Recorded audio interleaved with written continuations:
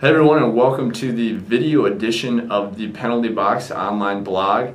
Something that's going to be a bi-weekly on Fridays, kind of give you a recap of what was going on in the Northfield sporting world throughout the week, and on Mondays give you an idea of what's coming up in the Northfield sporting world throughout the week. So check in here, keep tabs on the Northfield Sports Department, and find out what's going to be going on through the week. So this being the initial blog, this last week obviously the big thing was heat.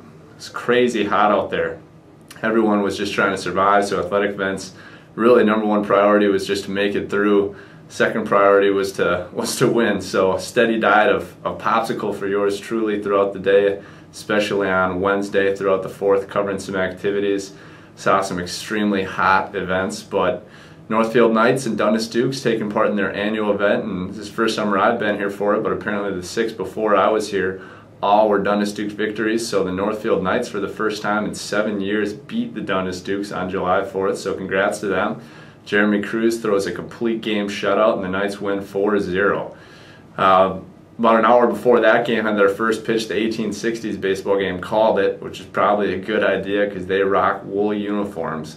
So 1 p.m. when the temperature was flirting with 100 degrees, those guys went ahead and called their game. Good call, I would imagine. Not the case for the Northfield Bike Criterium. They went ahead and braved through the heat. Props to those guys. That started at 9 a.m., went through 5 p.m. And outside of some short races later in the day, they were able to get everything in. So congrats to Ben Witt and those organizers of that event for the 13th annual year. They pulled it off and got it through the heat. Some other storylines baseball-wise this week, the River Rats continue to just absolutely pound the baseball. They are smoking. They're going to have a story this week in Saturday's paper, kind of breaking down their win streak. They've won 7 straight heading into today's game. Friday they're down in Green Isle for a tournament. So between their fantastic pitching and the way they've been hitting the ball, that is one hot team right now in this hot weather. So congrats to the Riverettes as well for a solid start here the middle part of the season. Speaking of the heat as well, the ice arena is looking at keeping ice throughout the summer. As crazy warm as it's been, it's kind of weird to think about keeping ice through all this heat, but talk to the managers over there, and they're in the kind of preliminary stages of looking at what it would cost to keep ice through the summer. So that's a possibility. A proposal to the city might be in the near future if they find out that it's financially feasible to keep ice through the summer. So that'll be interesting to see how that pans out.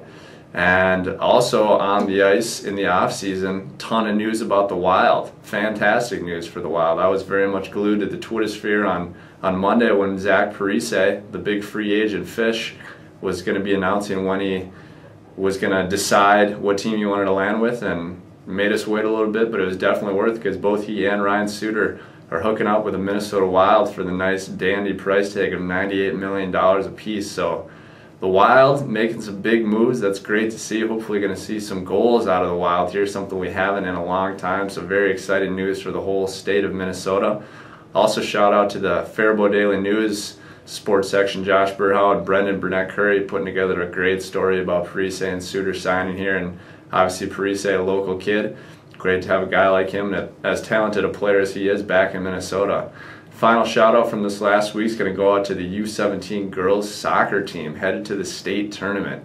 Congrats. Win the division with a 5-1-2 record, and July 17th those girls will be representing Northfield at the state tournament. Nice work, girls. That's going to do it for this first blog entry. As always, you can give me a shout, 645-1111 at my desk. Email is josterman@northfieldnews.com. Where the Twitter handle is @NFNJordan. Any way you want to get a hold of me, feel free, and I'll look forward to seeing you guys out there. Talk to you Monday.